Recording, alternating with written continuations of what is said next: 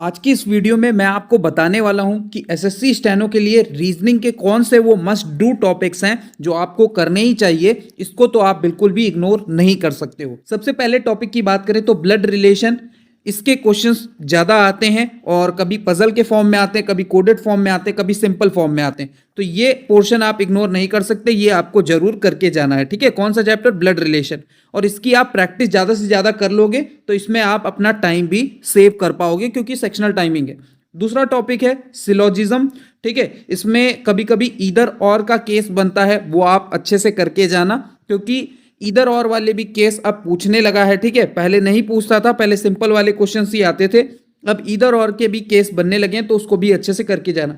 फिर sitting arrangement वाला जो पार्ट है, ठीक है, अब इसमें जो पजल्स आते हैं सेक्शनल टाइमिंग में आपको टाइम लग सकता है क्वेश्चन सॉल्व करने में, लेकिन अगर आप पहले से प्रैक्टिस करे रहोगे, पजल सही से ज़्यादा प्रैक्टिस करोगे तो आपका टाइम बच सकता है। ठीक है, चौथा चैप्टर की बात करें तो एनालॉजी, जो ये ऐसा चैप्टर है जो हर एग्जाम में आता है। अगर आप इस तरह के क्वेश्चंस में लॉजिक अपने फाइंड कर पाते हो तो जल्दी कर लेते हो, लॉजिक नहीं मिलता है तो टाइम लगता है।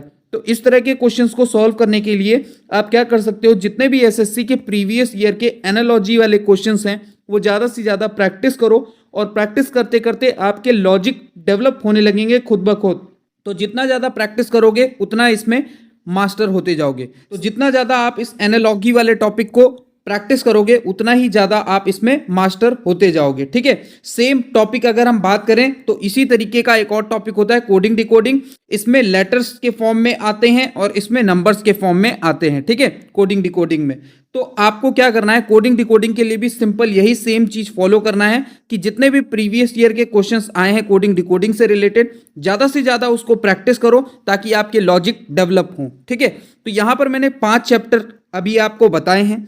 अब देखो, जो एसएससी जीडी का भी एग्जाम हो रहा है ना, उसमें पहले कैलेंडर के क्वेश्चंस, क्लॉक के क्वेश्चंस पूछना बंद कर दिया था, लेकिन कैलेंडर क्लॉक भी आपको नेग्लेक्ट नहीं करना है, ये भी आपको करके जाना है। ठीक, समझ में आ गया? इतनी चीजें आपको समझ में आ गई होंगी।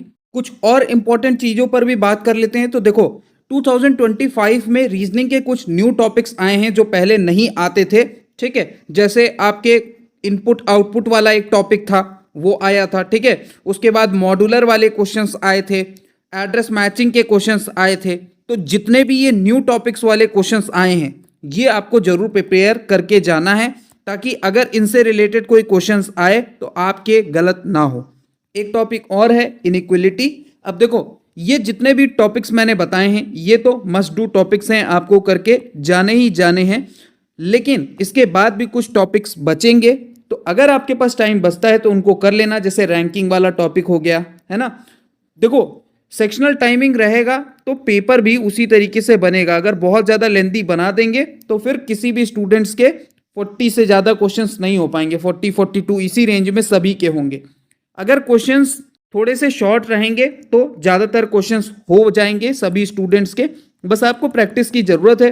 प्रैक्टिस आप ज़्यादा से ज़्यादा सेक्शनल लगाओ, टेक्स्ट बुक ऐप से लगा सकते हो या फिर आप टेस्ट रैंकिंग ऐप का भी सहारा ले सकते हो। तो अब आपको ज़्यादा से ज़्यादा प्रैक्टिस करनी है। ये रीजनिंग के कुछ मस्ट डू टॉपिक्स थे जो मैंने बता दिए हैं। ठीक है, आई होप आपको सारी चीज़ें समझ में आ गई होंगी। अगर आपका कुछ डाउट होगा तो आप वीडियो के कमेंट बॉक्स में अपना डाउट लिख सकते हो, नहीं तो डिस्क्रिप्शन बॉक्स में आपको टेलीग्राम का लिंक मिल जाएगा, वहां पर आप मुझे मैसेज कर सकते हो। मिलते हैं नेक्स्ट वीडियो में।